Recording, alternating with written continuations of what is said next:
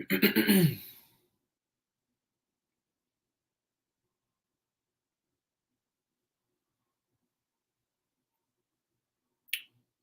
right, Shalom. First and foremost, I want to give all praises, honor, and glory to Yahweh, Bahasham, Yahweh Shai, Bahasham, Rachak, Kodash. Double honors to the elders and the apostles of Great Millstone, and peace and blessings to the elect. And I wanted to do this response to the video or this video that was done by the elder Ariella, okay, in Dallas. And I believe that's yeah over there in the camp over there. But yeah, basically in this video, as you can see, I got about 16 minutes or so in. Haven't finished it yet, but there were a lot of good points that he was making.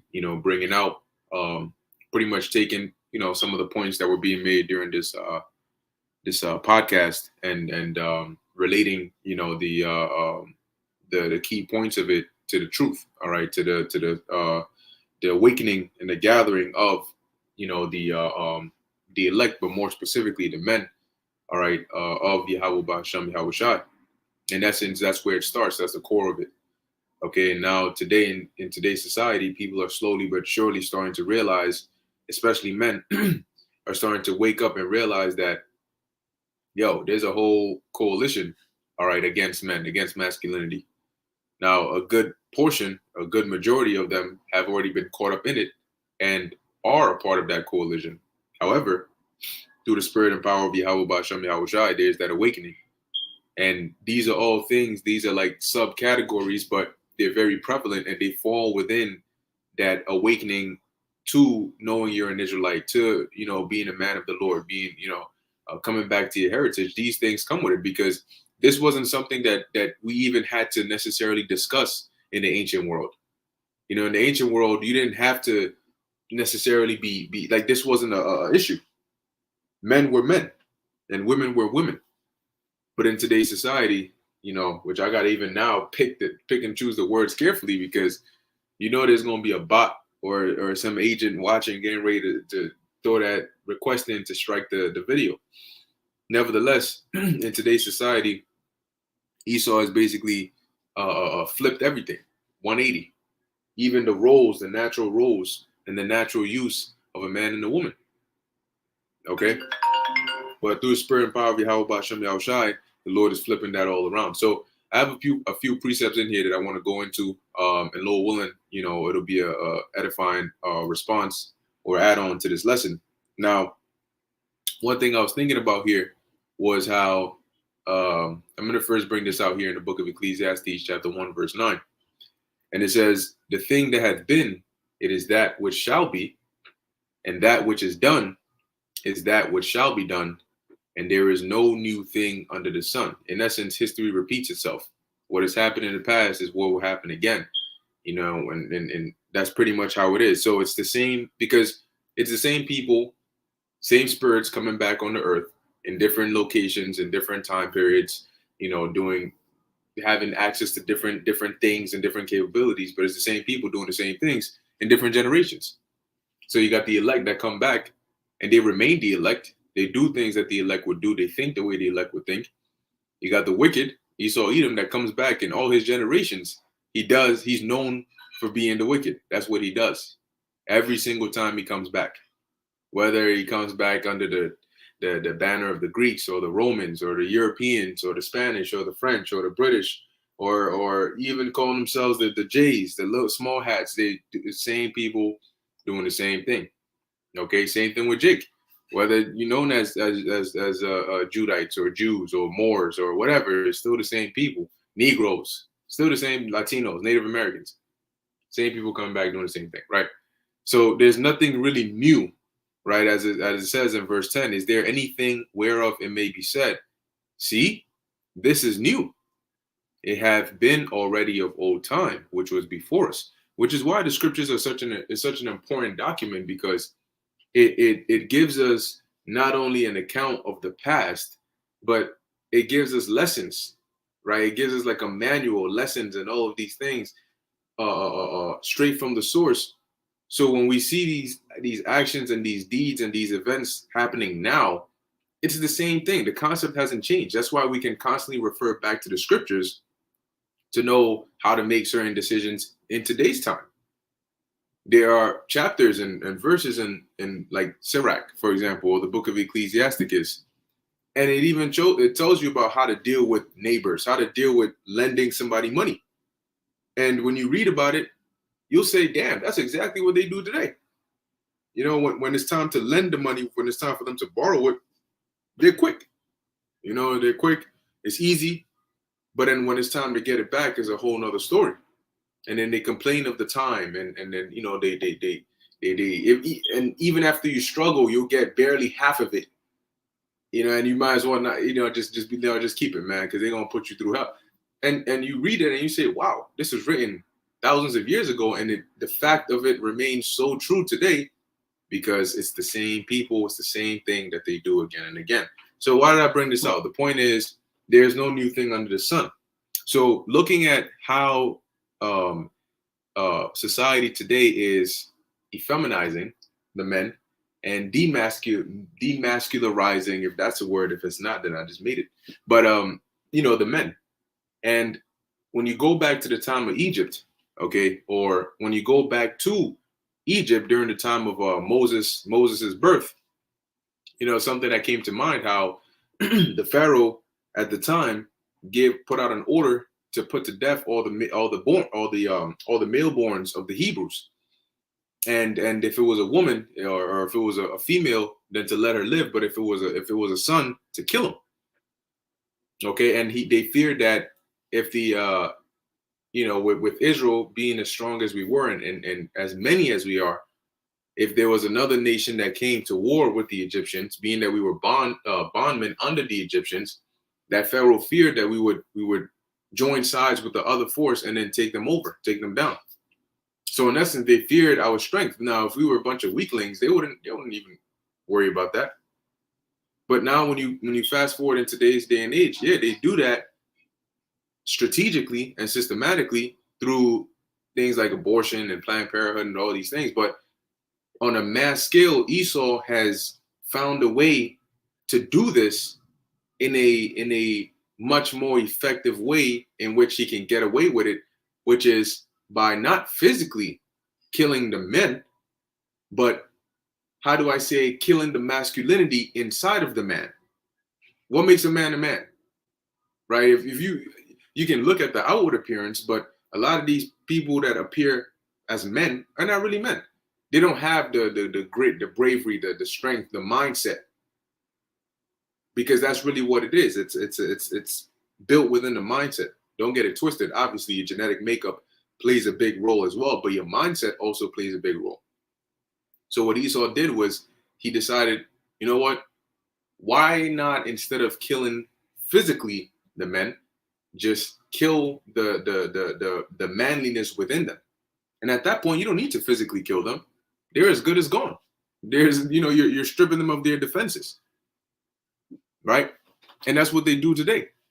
So you have a lot of individuals walking around, and they're like mice in a laboratory, because they live in an artificial environment. Society that you live in today does not really depict reality. American society does not necessarily depict reality. Everything is artificial. You want food, you're gonna have to go. If you want products, you have to go to the grocery store. It's centralized. They are, and they have done away with that whole concept of you grow your own stuff. Then somebody else grows something that you may be interested in. So then you go over there. Oh, I have such and such. I'll give you some of this for some of that. Just a natural life. Those things don't exist. Everything's artificial now. So people don't know, and because it's artificial, it's controlled. So a lot of these people don't actually know what it's like to experience life outside of the artificial safety of America. And the thing about life outside of the artificial safety of America is you go through a lot of different kinds of hardships. You have to figure things out. You're not handheld. You don't come in last place and they tell you still get a prize. No, you don't. You came in last. If you get a prize for coming in last place, what's the motivation to want to do better next time? But that's what America does. They handhold you, they baby you, and it's not because they care about your feelings. It's because they want to make you soft. And that's what they do. They make a lot of people soft. And it's funny because people think that here it is, you may get corrected in a harsh manner, you may get rebuked, you may be given directions. But people today think that being tough or being hard is that nobody can tell me what to do. You know, nah, I was wrong, but I ain't let him talk to me like that anyway. And they think that that's the toughness, you know. You know, I stepped in there and I showed them how it was done. You know, like they think that that's what makes you a man. You know, you walk around, you just look at people, intimidate people, you beat people up and shit, and they totally miss the mark. But that's because that's what they're taught here. Okay, and when it comes time to do things that real men do, they can't do it. And when the time of Jacob's trouble comes, you're gonna need to show yourself as a man. And a lot of these people are then gonna realize that they just look like men, but they're really not. So this is Exodus 1:15. It says, "And the king of Egypt spake unto the Hebrew midwives, of which the name of one was Shiphrah, and the name of the other Puah. And he said, When ye do the office of a midwife to the Hebrew women, which is to deliver their babies, and see them upon the stools, which the stools is a birthing stool, where you would is designed in a way where, like today, you on the bed, and then they got your legs up, and then put you in a position where it's ideal for the baby to come out, for you to deliver the baby. Well, they had certain stools, birthing stools like that were designed that way, okay, to help with the childbirth process. It says, if it be a son, then ye shall kill him. But if it be a daughter, then she shall live. So that's the order that Pharaoh gave out, in essence, to start to execute the maleborns. But the midwives feared God and did not as the king of Egypt commanded them, but saved the men children alive. And the king of Egypt called for the midwives and said unto them, why have ye done this thing, and have saved the men children alive? And the midwives said unto Pharaoh, because the Hebrew women are not as the Egyptian women, for they are lively and are delivered ere the midwives come in unto them. Therefore God dealt well with the midwives of the people, with the midwives, and the people multiplied and waxed very mighty. And it came to pass, when the midwives feared God, that he made them houses. And Pharaoh charged all his people, saying, every son that is born ye shall cast into the river, and every daughter ye shall save alive. So it just made me think of this in the sense that on this aspect, the ancient Pharaoh was intending this on an actual physical level, but now you got the modern day Pharaoh, which is Esau Edom, okay, because we're in modern day Egypt again, but he's doing this, but not in the sense of physically killing you, although he does that, but he's doing it more through the mindset, pushing the agenda of men wearing dresses, okay, men having to be soft-spoken, shave off your beard, don't stand up straight, you gotta look feminine, paint your nails, it's okay, that's cool. You're strong when you can do something that other people will frown at. No, there's a reason why they frown at it. Why would you go around and wear a dress being a man? Nah, because I could do what y'all can't do. You're thinking about it the wrong way. What? Excuse me? You see? But that's what Esau does. That is his modern day version of that, of killing those men. And it's working for a lot of these people. That's why you have a whole bunch of weak, feminine, dudes walking around. Every 2 seconds you turn around, there's somebody that's doing some soft shit. But that's okay, because the Lord got something for them anyway. So moving on, and the Most High, the Most High is a man of war. So that's one thing you gotta keep in mind. The Most High is not only a man. When you're a man of war, you're not looking for average men, and these people are below average. They're not even men. So imagine how worse that is. You're not even a man to even be a man of war, or to be dealing with a man of war. So the Most High is not dealing with that softness. Okay, he wants us to show ourselves as men, and men, there's a certain kind of way to think. But one point that was also brought out in this video was that which I've linked this video in the description box. You can access it there. But at one point that was also made is that the way you think, okay, the way you think, it is influenced by those that you're around. And that's why it's good to be around like-minded individuals, okay, and not constantly be around people that are of a different nature, people that are soft, constantly being around women 24/7. Because then their stupid little antics that they like to play, the way they think, the way they talk, certain little phrases that they say, the way they move their hands. You see a lot of guys now that when they talk, they have mannerisms of women. The way they move their hands, the way they move their head, the way they make their face, you know, they portray feminine mannerisms. And then on the flip side, you see women that portray masculine traits, the way they walk, the way they talk, the slang that they use, the way they dress. So it's a complete reverse. It's a complete 180. But the thing about it is that you are trying to put a square in a circle, and a circle in a square, and it just won't work because you outwardly you make the woman seem like she's as strong as a man, and then you make the man feminine to play the role of the woman. So now his woman got the pants on in the relationship. But now what happens when some real serious shit goes down? And now everybody's confused because the woman, her nature is going to kick in. When all hell breaks loose and a massive rush of fear and different emotions set in, there ain't going to be no Wonder Womans, no tomboys, no none of that. The true nature of a woman is going to kick in, and it's going to override her other senses. And then instinctively, she's going to be looking for protection. She's going to become feminine, whether she likes it or not, because that's her nature. But you know what's going to happen to the man? He's not going to be able to tap into that. He's going to have adrenaline rushing, but he's not going to be able to channel that the proper way because he has been so feminized. He's not going to be trying to hide behind the woman.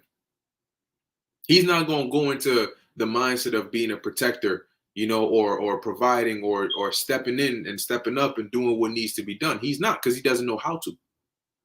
Because his whole life he's been told it's okay to be soft. Why do you have to be hard? Why do you have to be strong? What are you being strong for?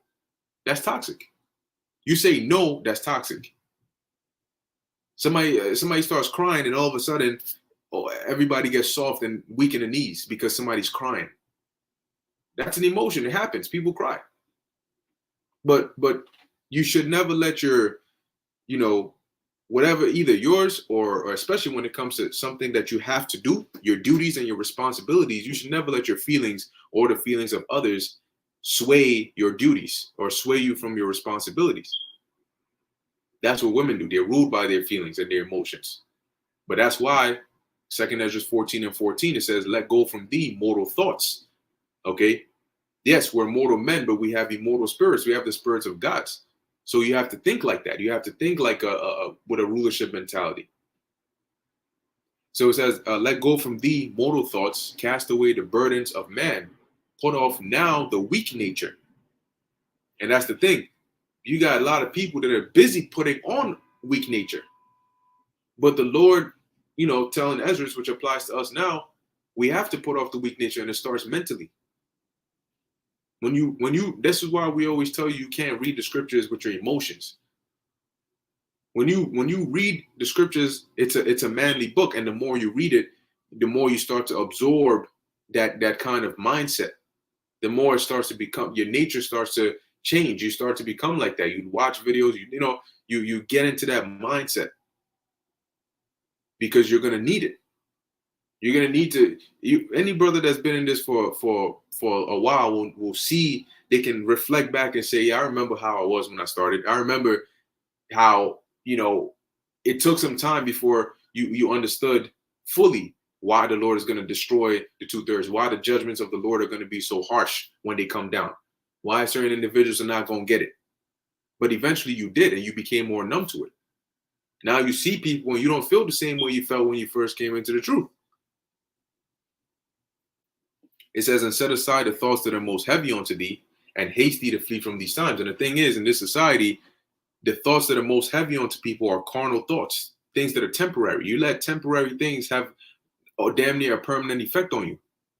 And then now something that took 5 seconds to occur is now messing you up. It's been a day. You can't even focus because of 5 seconds of some BS that happened earlier. Your whole 23 hours or your whole 18 hour, 7 hours in the day is ruined because you're thinking about it. You're still living in that 5 seconds, wasting a whole 7 hours. Why? You got to have peace in the mind. Your mind has to be a very stable, like still stable waters, not easily, troubled. You can't control things that you can't control. What you can control is how you react to them, how you receive them, what you do about it. News is news. Somebody tell you some BS, guess what? They told you some BS. Now, how are you going to let that affect you? So this is Isaiah 3 and 12, because once again, going back to it, this is what is promoted in this society, because obviously, men love women because that's how the Lord designed men naturally to be. Women love men. But in today's society, Esau also takes advantage of that. And that's why he over-sexualizes. Because when you look at a man, for example, right? You see a fine-ass woman, arousal is for a big portion of it is instinctive. Okay, it happens. It's just nature. So when you see a fine-looking thing, that's a fine-looking thing, and there's going to be certain reactions, certain thoughts, and there's a reason why the scriptures talk about discipline, right? Because if you don't put yourself in check, then you might end up doing something that you shouldn't do. But the fact that you have to put yourself in check goes to show you that whatever reaction you're having it kicks in like that. It just happens. Yo, who that? What's up? What's she doing? What's her name? Right? But in essence, the point is Esau takes advantage of that, and then he says, no. Be incontinent. Be self-willed. Don't have control. Don't worry about any of that stuff. It's not wrong. You only need to control yourself if you think what you're thinking or doing is wrong. Then you need to stop yourself from doing it. But Esau says, no, it's not wrong. It's okay. Promote that in the music. Make it cool. Make it the new thing. Promote that. Create environments where these things can happen, where you can just give into your lusts. And then they over-sexualize things, men and women. So everything is just about sex jokes, sex thoughts. There's certain sentences, certain words that when you say they've been over-sexualized to where the first thing somebody thinks of is sex instead of what the actual word means. Screw, bang, throw it back. If you were playing catch with somebody, right, and you threw a ball and they caught it, and you like, yo, throw that back to me, or throw it back. If you go and say that in the I'm just being rude, if you go and say that in the hood somewhere, and somebody's walking by and they got no context as to what's going on, they just see, yo, throw it back real quick. They gon', yo, what? You know what I'm saying? Like, whoa, what you mean? Like, what? Because in today's society, certain words and phrases have been they've been turned into other things. So now people don't even think of, well, he's referring to throwing the ball back to him because he threw the ball to you in the first place. All they're going to hear is, yo, throw that back, or throw it back real quick. And then, whoa, yo, my man, you good? Like, right? So that's pretty much how society's been wired. Their mind has been wired that way, and it's getting worse and worse, right? So that's the tactic Esau has used. And then he has now made men subject to women when it should be the other way around. Why should it be the other way around? Because men are designed naturally to lead. They're designed naturally not to panic and bug out like a woman would. But so that's why women should be subject to men, because naturally the Lord designed them to be the leaders, to be at the forefront, and the woman to support them, to back them up. But now Esau says, no. Feminize the man, make him subject to the woman. And then you get chaos. Once again, you're trying to put a square in a circle or in a circular hole. So it says, as for my people, children are their oppressors, and women rule over them. See? O my people, they which lead thee, right? Somebody that rules over you, leads you, lead thee, Slakia. They which lead thee cause thee to err and destroy the way of thy paths. See? And that's what they've done. So they've taught women to think that women want soft men, but they don't. You know, they play a lot of these different games, these mind games, and all of these things left and right. But you got to just see through it all, man. You know, but in today's society, chick walk around with a fake ass. Yep, it looks nice. Oh, dude is already, you know, fawning over it. And because they have no perspective, they don't have goals, they don't have ambition, they don't have anything that drives them other than just a vain life. Because that's what's upheld in this society. So this revolution of masculinity is good. And the core of it is with the men of Yahweh Ba'ashem Yahweh Shai, because it doesn't matter what you bring. We will not back down, because what we stand for far surpasses everything. Unless what you bring is greater than what we stand for, and that's impossible, because we stand for the greatest, Yahweh Ba'ashem Yahweh Shai, and there's none higher than that. So there's nothing that you can bring that can override our fear for the Lord, that can cause us to back down. Okay? You're not louder than us. You're not stronger than us. There's nothing that you can bring that can put more fear in us than the fear we have for the Lord, meaning that we'll never back down.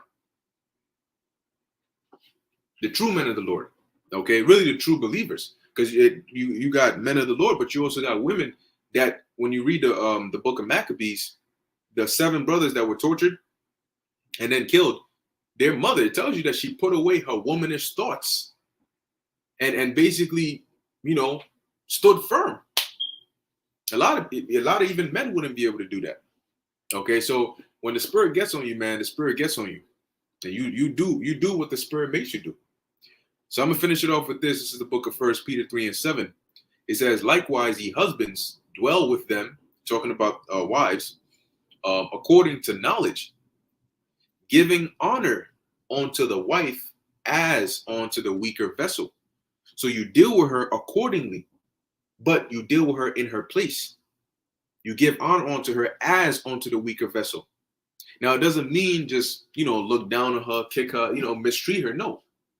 But it means that, yeah, you treat her, you still love her and take care of her and all of that. But you have to keep in mind that she, at the end of the day, she is the weaker vessel. There are certain things she's going to do because that's just her nature. Right? Now, let me finish the verse. It says, and as being heirs together of the grace of life, that your prayers be not hindered. Now, when you keep in mind that she's the weaker vessel, given honor and having that knowledge of that, why would you then say, if she's the weaker vessel, weaker is a comparison. Weaker than who? Or weaker than what? If you're saying husband and wife, and you're saying she's weaker, then you're by default saying that he is stronger. He is stronger than her. She is weaker than him. So if she's the weaker vessel, then the strong vessel is the husband. Why would the husband, being the stronger vessel, then turn around, put the weaker vessel in the driver's seat and say, take us, you take the wheel?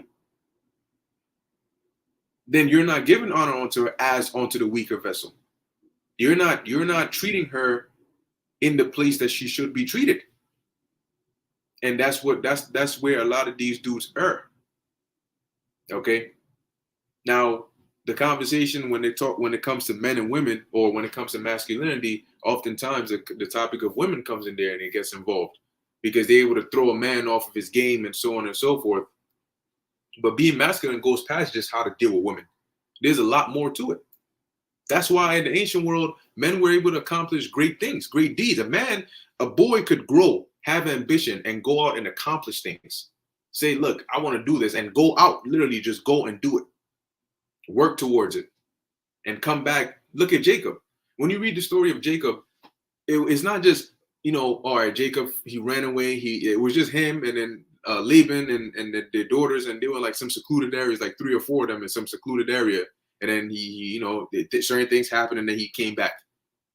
No, you have to picture what happened. Jacob went pretty much with nothing, but came back with a mass of wealth. Children, he had sons. a daughter, wives, cattle. He came back with substance. So Jacob had accomplished things. Okay, he left with not that much, and he worked, he learned, he labored, and he came back with things. All right, he went and did shit. He got things done. That's the thing. Men in the ancient world, they got things done, and they weren't afraid to do it. That was the mindset. You trying to do something, you want to do something, go and get it done. Today, no. What the hell? What do you get done? You know, steal, kill. You know, listen to rap music and eat fried chicken and talk shit. And the thing is, they think that is an accomplishment. Don't mess with me. I'll put a hot lead in your back. You know, pow pow. Like that's some accomplishment. Like you've done something big. You're feared because you walk around with a pistol shooting people, and so people think you're the OG, and that's like some great accomplishment. That's not shit. That's a nigga. That's a thug. That what is to be glorified about that? In the history books, in what way you would be remembered as one of them vagabonds or them base men. You wouldn't be thought of as some top dog. But once again, Esau has pushed that mentality out there as though that is where it's at. That's not where it's at, man. This is where it's at. And the Lord is going to make that known. So anyway, with that, I'm going to end it here.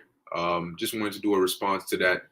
Like I said, I left the video to that video in the description box. So you should be able to access it there. Lord willing, this was edifying to the elect. In closing, I want to give all praises, honor, and glory to Yahweh, Bahasham, Yahweh Shai, Bahasham, Racha Kodash. And until next time, Shalom.